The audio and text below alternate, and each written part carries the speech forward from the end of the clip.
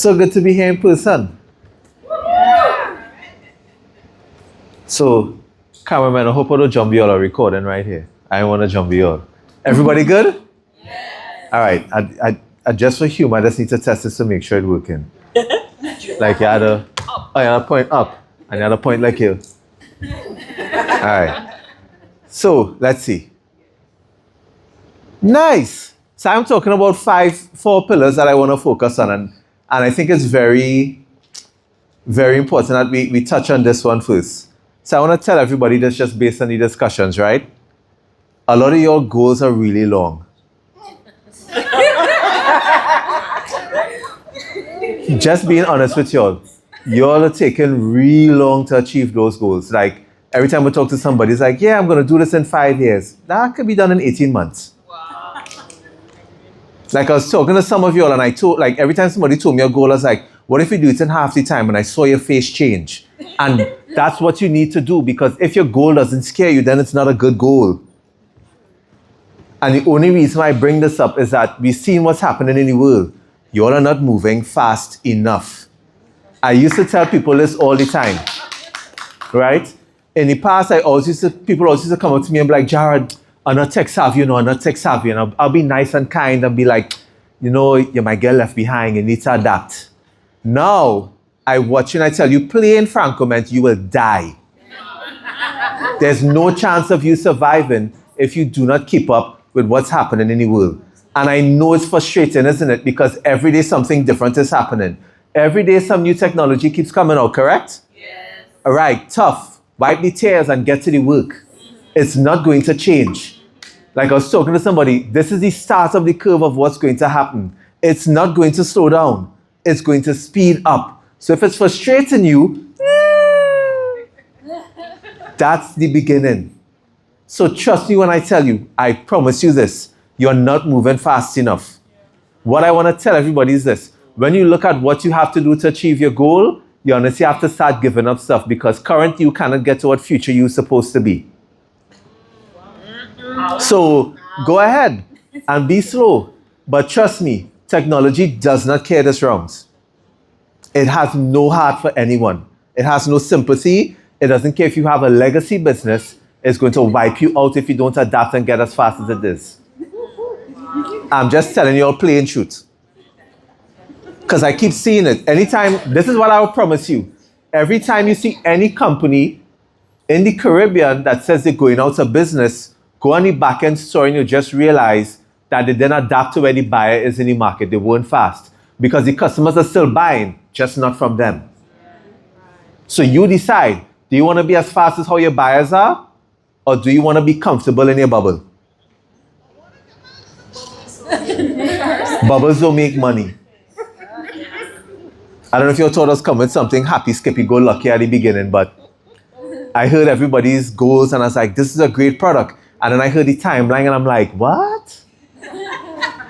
That's too slow. Your buyers want speed. We all want click buy on Amazon, don't we? Yeah. Why do you think your buyers not the same way?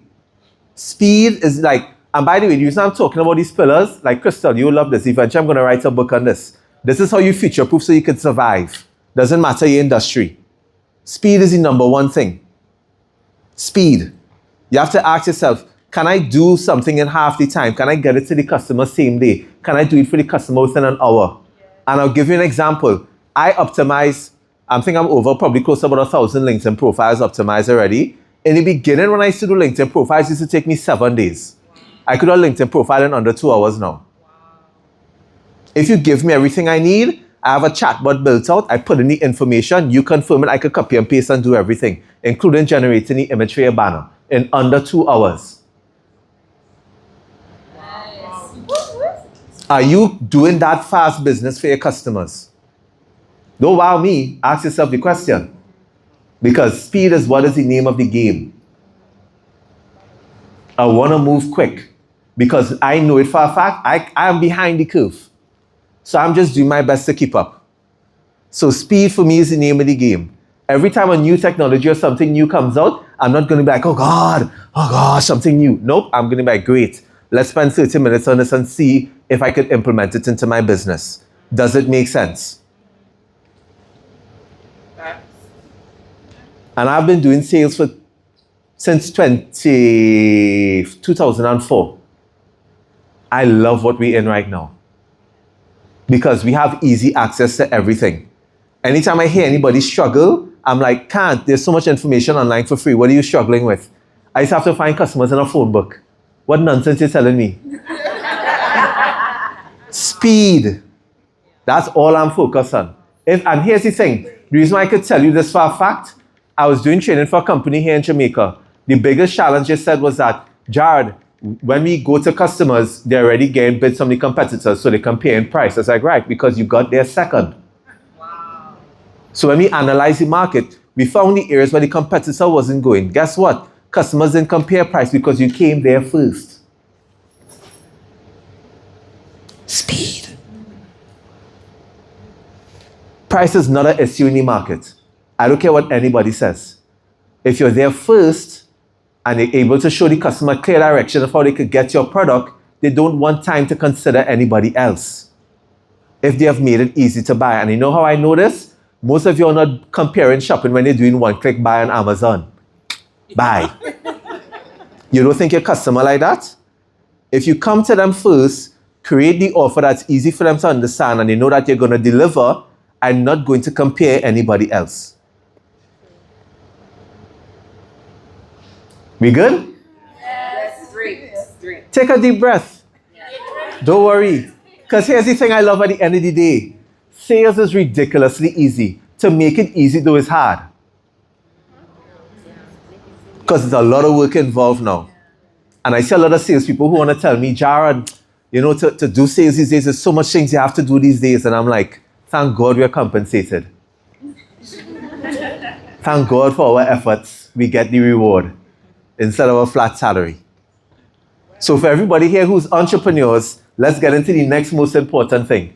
Let me ask this important question. How many of y'all have a personal brand? So, I want to explain this. I'm not an expert on personal branding. Everything you see here is literally by accident. So here's the story. I've liked yellow since I was 5 years old. When I went into primary school, that's the house they put me in. And I said, that's my favorite color. I thought that's what you were supposed to do. And then, like, when I would work for companies, I would wear work clothes and I'm wearing work clothes. But after working hours, I would only wear yellow. My bedroom in my parents' house was yellow from ceiling to floor. The tiles, the burglar proofing, the curtains, everything was different shades of yellow. So when you think that this is a brand, it's not a brand. This is a dead obsession. Like, I was telling somebody, like, you could tell me what's a crime hotspot in Jamaica now and say, Jared, this place sells yellow sneakers because I'm a huge addict of yellow sneakers. I have like 37 of them. Right? And you would tell me, Jared, this place sells yellow sneakers and yellow clothes. But it's a crime hotspot. And they open at 2 a.m. And you know what I'm going to tell you? So we leave there 1:30, right? And then I'm going to show up. I'm going to be like, hey, Mr. Gunman, just point the gun in the direction of the store for me to sell. But shoot in the direction because it's dark down this alley. But here's why I bring this up. You would think I'll talk about sales, right? I think I was mentioning this to somebody before. There's no greater job in the world than sales.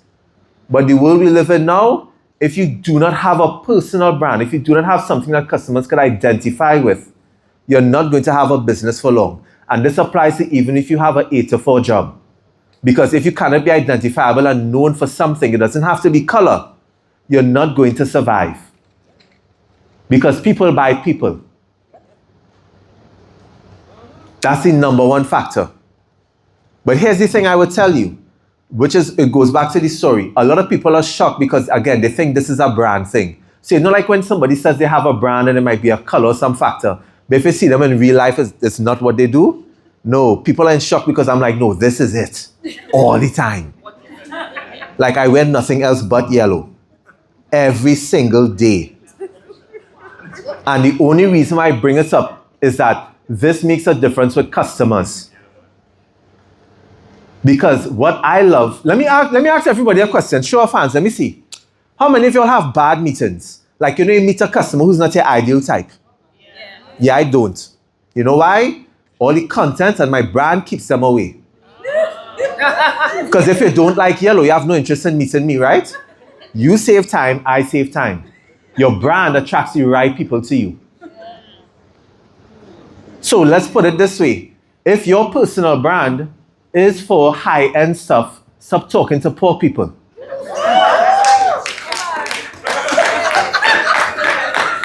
Don't feel bad. Have you ever seen Mercedes-Benz trying to appeal to Toyota Corolla customers? They know what their customer is. Their brand represents this. I don't want my brand to appeal to everyone. So you have to make sure that if you're creating a personal brand, it has to be like, if I know what I want to buy, I call your name. I don't call the product. I call your name because you are associated with it. That's why I tell people. So when time comes up for sales training, people know call the yellow man. Because it happened because when I came in Jamaica in January, I went by the food truck on Knutsford to buy lunch. And the lady next to me said, I know you, you're the yellow guy, right? And I'm like, yeah. She's like, what's your name? Yellow guy. That's my name. Because I know that if you know that, you know what I do. And for me, that's what I wanted you all to focus on. You want to make sure that your brand dominates everything else. Your competition won't stand a chance if it is that your personal brand is what people think are the top of their minds. You don't have to fight on price either. So you have to be comfortable knowing that your personal brand is going to attract the right customers, and you have to get over the fact that the people who aren't best suited for you just aren't there to buy. Your goal is not to be vanilla ice cream. You're not to appeal to everyone. Wow. That's a great. So when you look at your personal brand now for business, I need you all to start focusing on what is the thing I'm good at. So for me, it's visual, right? Because I wear yellow. But for you, you have something that's unique. It could be a saying. It could be sometimes the glasses you wear. It could just be how it is that you approach stuff. But you need to really dive down and get that done. Like how Crystal spoke about getting a coach, find somebody to figure out what your thing is, because that needs to be injected in your business. I heard somebody mention before, and I'll get to this at the last one, which is, can I be faceless in my content and stuff? Maybe if that works for your brand, maybe, but you need to figure it out. Because in the future, nobody's going to buy based on product, they're going to buy based on brand. And I think you all have seen it with technology. Very soon you're going to stop telling Alexa and all these things, as Gary Vee mentions it, and I see it, is that you're not going to say, I want pizza. You're going to say, hey, order from Crystal. You need a brand. It's more important than anything else. The brand supersedes everything. And trust me, it's hard for me to say that because I came from a sales background where I'll tell you, nothing happens until a sale is made. And I'll tell you now, if you don't have a personal brand, you're a commodity, technology is going to come and get you. It's coming for you. And trust me, here's the thing I'll tell you. When you have a brand, you're going to feel uncomfortable because I saw it earlier. Be okay with people not liking it. Because that's none of your business. I like people who don't like the yellow, the beard, because I show up in African way in training. Like, customers love that. The people who don't, guess what? I've never met them. Your brand supersedes everything. And I'll always say the visual brand aspect is the most powerful, especially in the market we're in today, because you want people to stop you and say, you're this person, right? I want you to come and do training for me. Because that happened when I went to a conference last week. I don't have to sell anymore. I just need to be more brand. It's like, how much more yellow can I get? No, here's the weird thing. I love a lot of things yellow, but not everything yellow I like. So like to me, I was like, I'll leave the beard. I won't dye it yellow. It's like, I think that might be a little too much. But I just think, I'm with you, Gerald. I'm very weird. Who said it? There was somebody was saying it. Like, my friend, Miss Peralto, when she said, if I know something is to me, I'm walking off the cliff. Like, if I figure it out, that's it. Let's go. So. I dyed my hair blue. You can do your beard yellow. Maybe for an event. So here's the only advice I would tell you when it comes to your personal brand. Whatever you pick, it has to be that thing where you can do effortlessly every single day. Because I know there are a couple of people in Trinidad who like have yellow as their brand, but somebody picked it for them, but they don't like it. And like for most of their content, they don't show up as it. And I'm like, people don't trust you because of that. Because if you say that's your thing and they're going to show up and you don't show up, then people are not going to trust you. I've gone into meetings. Actually, no, I've told a couple of people this story. I was doing some final negotiations. This is like 4 years ago with Sagicor Eastern Caribbean. I was talking to their vice president. Right? Now, if you've ever seen my content and you ever see like a shirt that's not yellow, the pants and sneakers are always yellow. So this customer, the VP, didn't know that. So I'm on the Zoom call and they're like, Jared, where's the yellow? I'm like, I have it on. I need to see it. And I'm there on the Zoom call like, and they're like, oh, that's good. The contract is signed, we just wanted to see the yellow. I cannot tell you how many meetings I've been in when the customer is like, the contract is signed, but tell us this story. Like, we want to understand this. And I love it. Because all it tells me is that I'm on the right path. Because my goal is not to be everybody's sales trainer. It's to be the people who understand that my approach to it is what they want for their team. I'm okay with people who don't like it because guess what? As I said, I've never met them. I don't know who they are. The people who like what this is, that's what you're supposed to attract. And if you want to dive into it more and understand Seth Godin's tribe, you'll get to understand that it's the people who are around you that matter the most. I'm not here to pretend to be anybody else for anyone. I'm this. This is me. And I was telling people I'm very gung-ho on it because for some reason my daughter went into greenhouse in primary school. It's like, that's your choice. Then watches me and be like, Daddy, could he not wear yellow for my sports day? And I'm like, that's where unconditional love stops. I love you to that point. You should be happy I show up. So we good on speed, right? Everybody has a goal in their head. Is that going to be cut in half? Yes. Most definitely. Great. Because then you start to figure out how can I do it twice as fast or with less time and less resources. And everybody understands why a brand is important. Because if people can't identify you, then you have to negotiate on price. I don't like negotiating on price. I don't have that time. So here's the unique one we want to talk about now. This is where we get into the sales aspect of it. So some, think it was, remind me the name, sorry? Yes? Tony Ann. Tony Ann spoke to me and said, Jared, I don't like sales. You know, a lot of people, how many people here find sales icky? That's because we don't know how to do it. I want to give you a simple analogy. I like to give analogies to this. Sales is like if you're a lifeguard, right? But you're at a pool and the customers are in the water, right? Some of them are drowning. You're supposed to throw them the lifeguard and save them. That's the selling tool. If they drown, they don't technically drown. Your competitor actually takes them.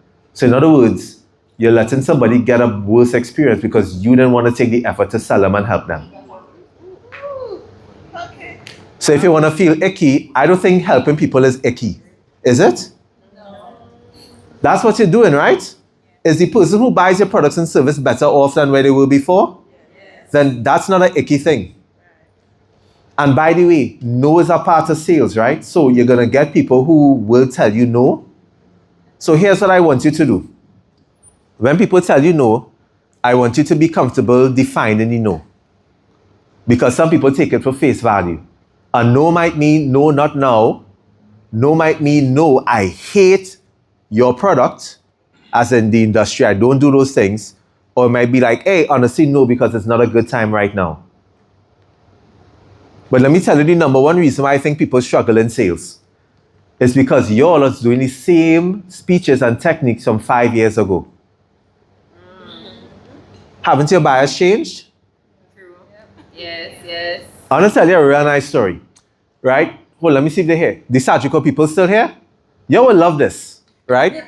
So I had one of my clients come up to me and they're like, Jared, I want to do, oh gosh, I press the button. The button's working nice now, boy. Woohoo! All right, let's dress you down. So one of my clients is in the insurance industry. Can we safe and say that some people don't like the insurance industry because they find how they approach it is icky.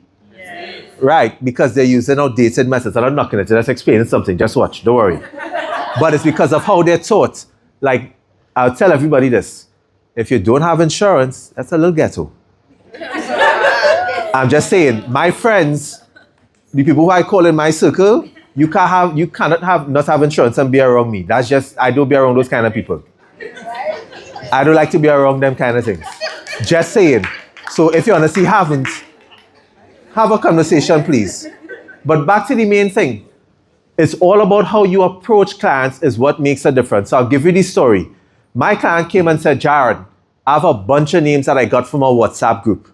It was from when it was carnival time. They're all part of a section in a mass band. I got the numbers from it. I said, great. Do you have the names and stuff? No, I just wrote down the numbers. I was like, so we have nothing? She's like, no, I just wrote down the numbers. I was like, and I want to cold call them. Check me. All right, let's have some fun. So let me show you how you structure this, right? And this is why I think you have to approach it. We structured it by not talking anything about us. We structured it by addressing the objection first before they got a chance to say it. And then we ended it with a permission-based opener. So let me tell you how that sounded, right?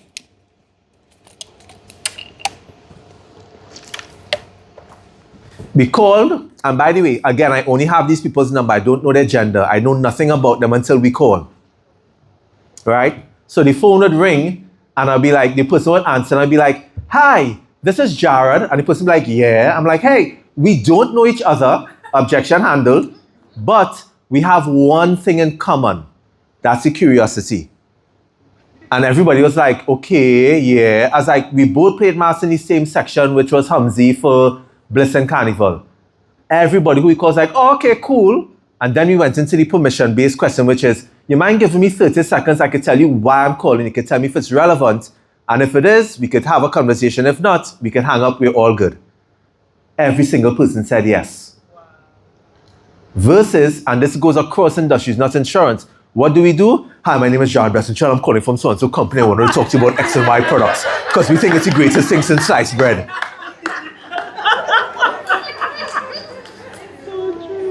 No buyer cares about that. That's all about, you just vomited all about you and me. I don't want that. But if I know what you're thinking, which is you're going to ask me, who are you? Right? I told you my name. Why are you calling? Right? I dealt with all the objections. We got meetings out of that. From not knowing a single person. And at the end, we said, oh, funny, by the way, I didn't get your name. Because at the end, we asked your name. And only at the end did the person ask, what insurance company are you with? Because we made no mention of ourselves. The focus was on them.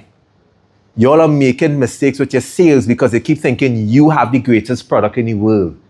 When they have to understand that if you understand what your customer's pain is and you highlight that first, the customer cares about who you are next. It's always you second, them first.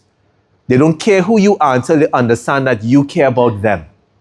And if you know the pain people are going through, talk about the pain first. That's all. Like I was talking, Shantu, right? I was talking to her about her business, which is recognizing trauma. And I said, I would just call HR people for fun. And I'd be like, hey, quick question. You have anybody in your office who's just trip off? And they'd be like, why? I was like, no, quick question. Like, when the trip off, does that disrupt, like, the staff? Does that make a disruption in the office for the day? It's like, yeah, Jared does trip off anytime he sees somebody in another color and he's just make a noise and it distract the office. It's like, does that take away from your productivity hours? Like, yeah. And I'll just keep asking questions until they ask me, who are you? Because then that means I've validated with enough information showing that I know what's going on. Versus, hey, I'm Shanto, I'm calling from CKM and I wanted to talk to you about trauma. What? You understand where I'm going? If you don't change your conversation, you're not going to have success. And we have too much information online for us not to know our buyers. Agreed? Like, it's real easy to know buyers nowadays. We know all our buyers' pain points. Like, stop asking question 1 and start asking question 5. Get what I'm saying? Stop leading with the obvious thing and show people that you actually know them. Because when you do that, it automatically positions you as somebody that's different compared to everybody else. Because here's what I want to tell everybody. Before you make a call to somebody, right? Ask yourself this simple question. If I was the last person to call this customer and everybody who else called them for the day was offering the same product or service that I did and also everything else that they buy, because remember, that person they call in buys other stuff besides what you sell. What am I going to say that's different that will make them say, okay, I'll give you 5 minutes? And if you have to stop, then don't make the call because they're going to say the same thing as everybody who called them for the day.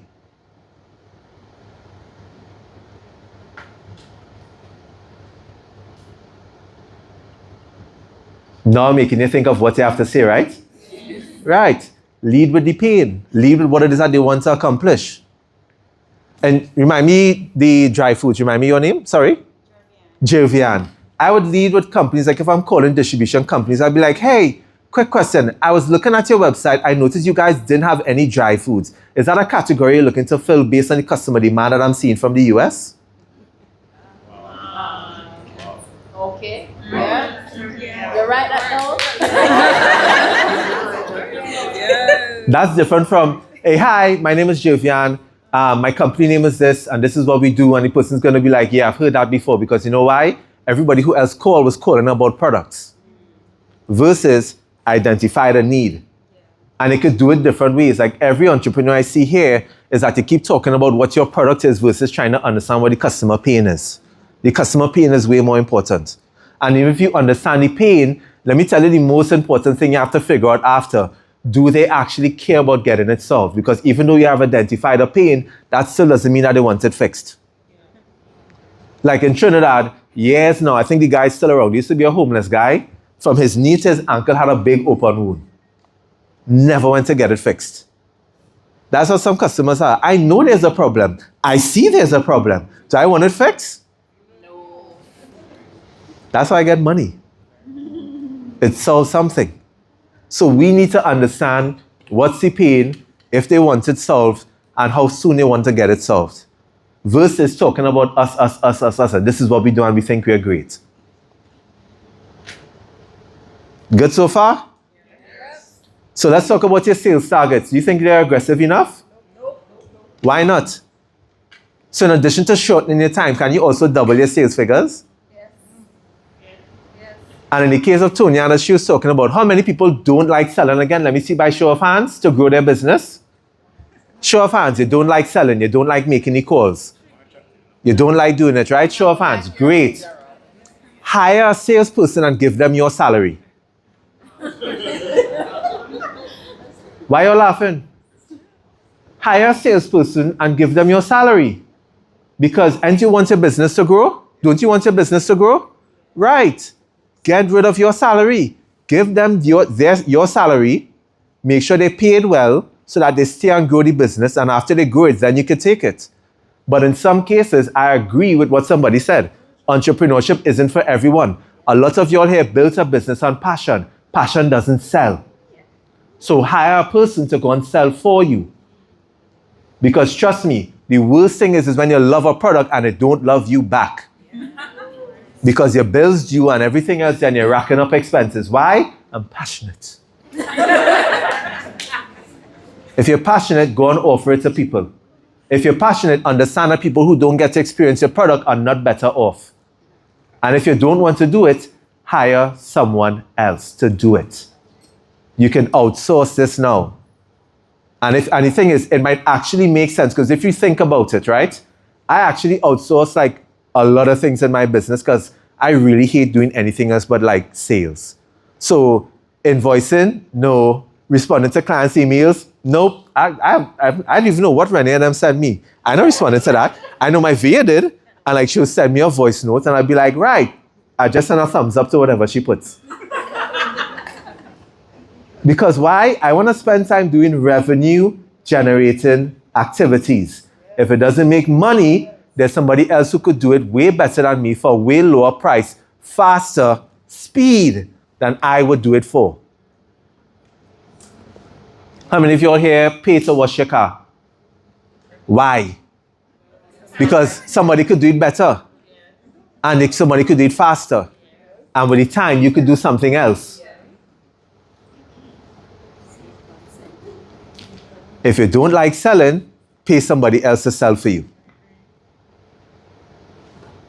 By the way, on a sales note, because I know I mentioned this, a lot of y'all also not implementing technology. How many of y'all have your calls recorded? There's a tool called Otter.ai, OTTER.ai. I don't do any call unless it's recorded. And even on your phone, everybody's phone has this function. When you're on a call for your Android devices, press the 3 buttons on top and click record the conversation, even if it's a phone call. Because the thing is, I want to make sure that I'm accurate when I'm responding to customers. Because if I'm on a call or I'm driving, or even if I'm doing an order and I'm listening on the phone, I'm distracted. I could still have the conversation, but I want to make sure when I'm going back to my notes, Otter will transcribe it and they do it well for our dialect. It would also summarize the conversation. It would also point out the next steps. It would also tell you what the tone of the conversation was. It would tell you what's the key points that people had listed.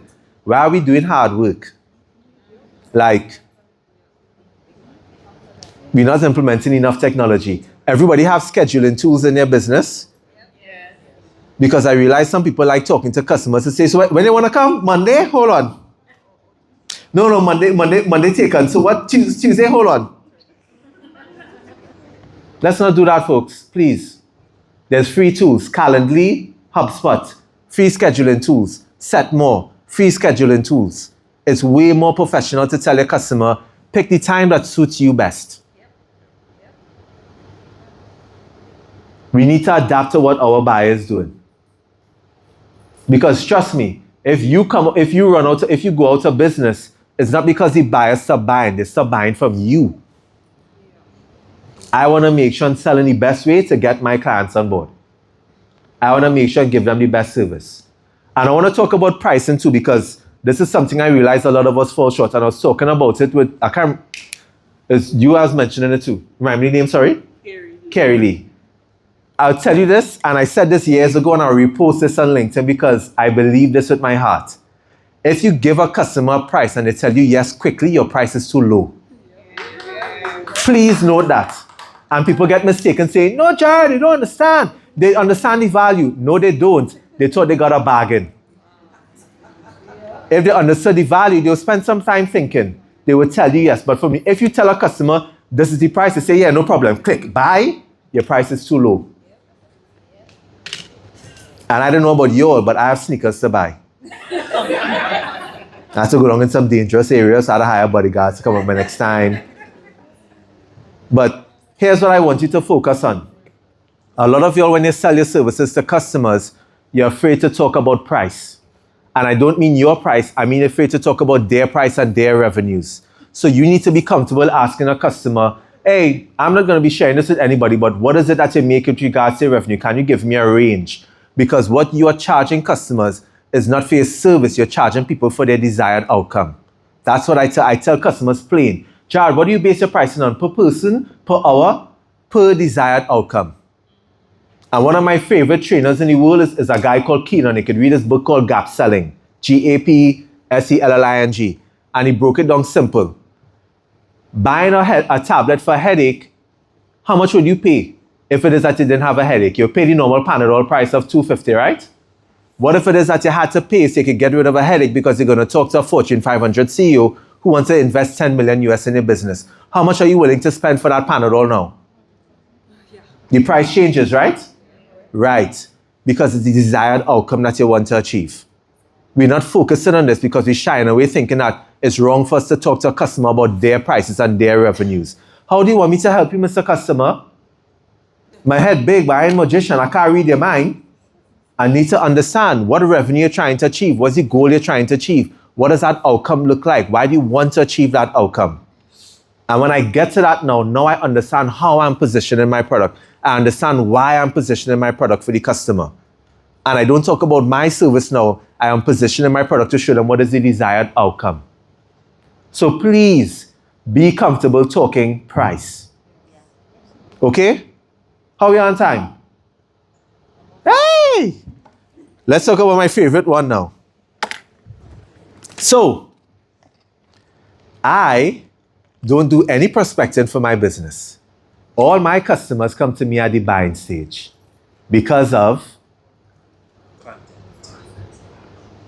Not Jared, what do you do? Jared, we comparing you. Nope, I don't go through those experiences. I go through Jared, I've seen your content, I know what you do, I know how it could help us. You want to come and take and give us context. How many people want that? They all don't sound confident. How many people want that? Great, so let's make you uncomfortable again. I disagree with one thing I heard today. You should be creating content every single day. Full stop. Every single person here have looked at you use your phone. Every single person here looks at a video or some piece of content today. Let me give you a simple definition. That device in your hand is your personal billboard. If you aren't on your customer's personal billboard, how are you influencing their decision? You want to show up once a week? Go ahead. Your competitor is going to get a consideration. Every single day, you have content that you could create. You are underestimating how much your customer wants to consume when they have a problem, when they want to get to a goal. Every single person here, when they wanted to figure out something, would have watched a minimum of 10 videos to figure it out, right? Right. What do you think your customer is doing? Nobody's going to wait till the next episode of Jared next week. They want it now. Y'all are underestimating consumers' appetite to buy. And this goes across industries, B2C and B2B, especially in B2B cases. Because I'll tell everybody this, I'm 100% sure you know who your competitors are, right? Are they creating content? If they're not and you start creating, what do you become to your customer, to your potential customers? Valuable. Because you're giving them insights and context to their problem. Jared, I have a question. Yeah. What if you're in an industry that persons don't buy based on what you say, but what persons who you serve say about you? Then get video testimonials. What if you are the one that's putting out, well, this is what I think. Right. I think if I am the one that's putting out the video testimonials, they will think he's only putting out the things that... Oh no, I mean like the customer in the video testimonial, not you. Pardon? The customer is saying you are great. That's what I want is a video testimonial. Yeah, but what I'm saying is I am the one publishing that. Right. I will say I feel But the customer in it giving their testimonial on video, so that it doesn't matter if you're putting it out, it's the customer who's talking. Not sure if you heard what I just said. Yes. Am I hearing it wrong? I think that when I see testimonials, I think the person... Oh, no. Hold on. That's now. So let me tell you one thing I could say for sure. Don't be upset when I say this, right? A picture no longer paints 1,000 words. Video does. Pictures are crap. No offense. If I see a picture testimonial of written words next to a person, I don't believe it. But what's your name, sorry? Denzel. Right, Denzel, sorry. But if it is that a customer is saying, Denzel and his company is the greatest, I use their services and I got that outcome, that has way more weight than anything else. You want a customer, people believe that versus a picture, in my opinion. And it's okay if it comes from your page, because remember, it's not you saying you're awesome. The customer is there representing your company and saying, I use the service, it's amazing. I hope I answered this time. And can put a face to the name. And they put a face. Jared, I think what the point I believe is trying to make is that it may feel a little weird for me to put Kiddist in a testimonial on my platform. No. That's what he said. So what I'm saying, because what I'm saying is, I will be thinking, if I'm looking at your platform, that probably 100 people said things, but I just picked out the best one and show that. You're supposed to be biased yourself. That's okay. So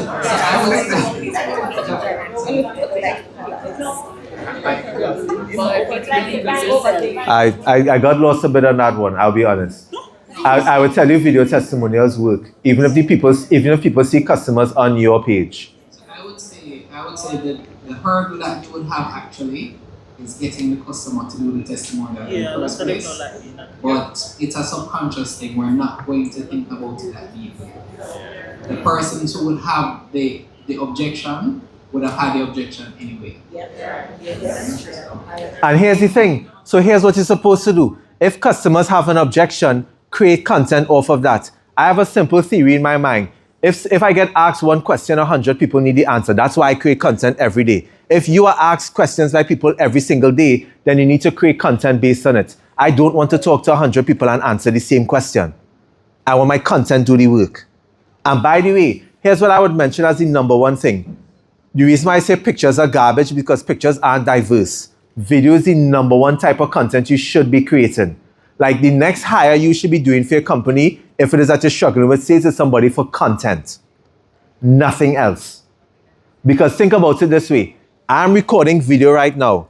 I'm just going to upload that to a drive. My content manager is going to extract the audio. We have podcast potential.